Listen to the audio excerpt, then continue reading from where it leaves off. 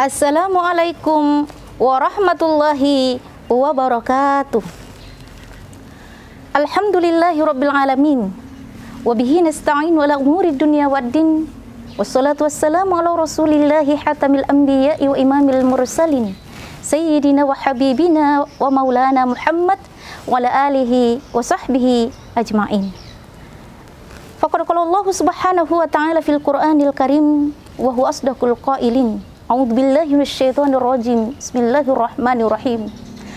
Alastu bi rabbikum qalu bala syahidna. Wa qala Rasulullah sallallahu alaihi wasallam, tunkahul mar'u li arba'in, limaliha wa linasabiha wa lijamaliha fadfar bi zati dini taribat yadaka. Shadaqallahul azim wa shadaqa rasuluhun nabiyul karim wa nahnu ala dzalika minasyahidin wasyakirin walhamdulillahi rabbil alamin.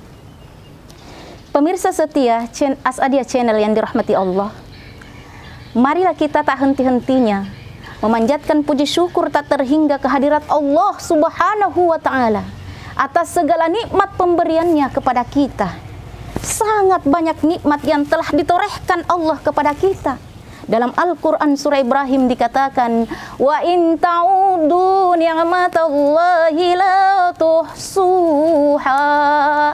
Seandainya kita mau hitung nikmat Allah, niscaya takkan sanggup untuk kita menghitung nikmatnya. Betapa banyak nikmat pemberian Allah kepada kita. Karena itu, hendaklah kita selalu mengucapkan kalimat thayyibah yang biasa disebut dengan kalimat hamdalah atau yang berbunyi alhamdulillahi rabbil alamin. Pemirsa setia Asadia Channel yang dirahmati Allah, kita juga tak boleh lupa bahwa cinta kepada Rasulullah Muhammad sallallahu alaihi wasallam akan memberikan rasa ketenangan, akan membawa dampak besar bagi perubahan hidup, terutama pada anak kita. Anak yang sering dibacakan salawat akan sangat berbeda sekali dengan anak yang tidak pernah mendengarkan lantunan salawat dari kedua orang tuanya. Allahumma sholli ala sayyidina Muhammad wa ala ali sayyidina Muhammad. Pemirsa setia Asadia Channel yang dirahmati Allah subhanahu wa ta'ala, tema kita hari ini adalah mendidik anak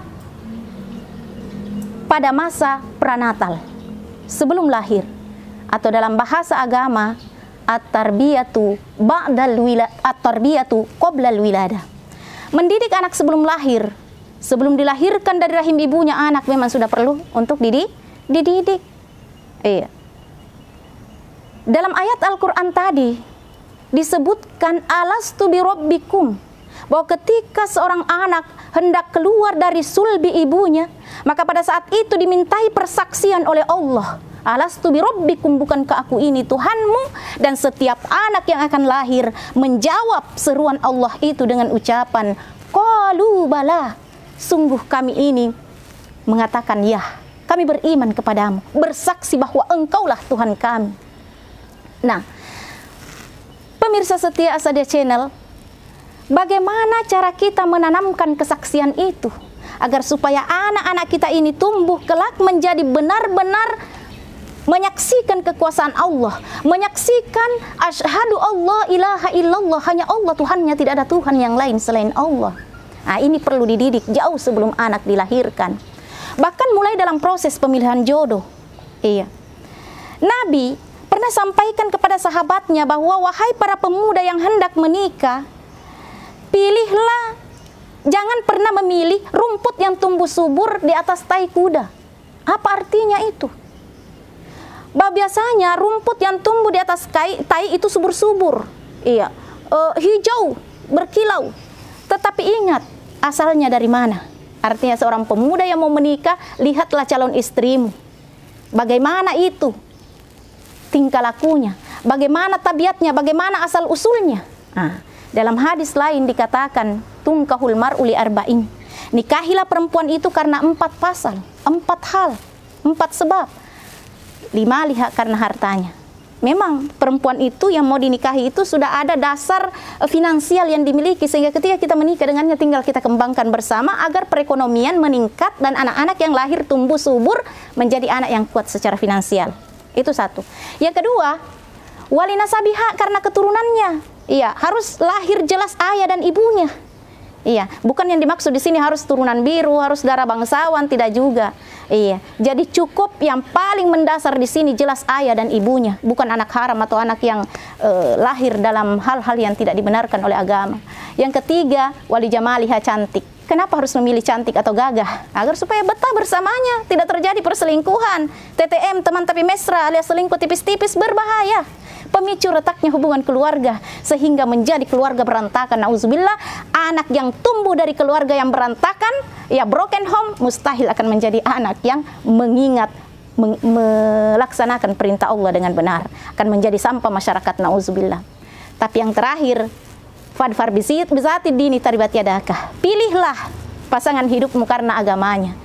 Kecantikan, kedudukan, harta, itu semua bisa diusahakan setelah menikah. Tapi perekat utama suksesnya dalam perkawinan, terciptanya keluarga sakinah mawaddah warahmah, itu adalah melalui agama. Maka didiklah anak kita dengan agama. Apalagi setelah kita menikah, pernikahan jangan dipersulit hanya gara-gara uang naik. Iya, duit menre.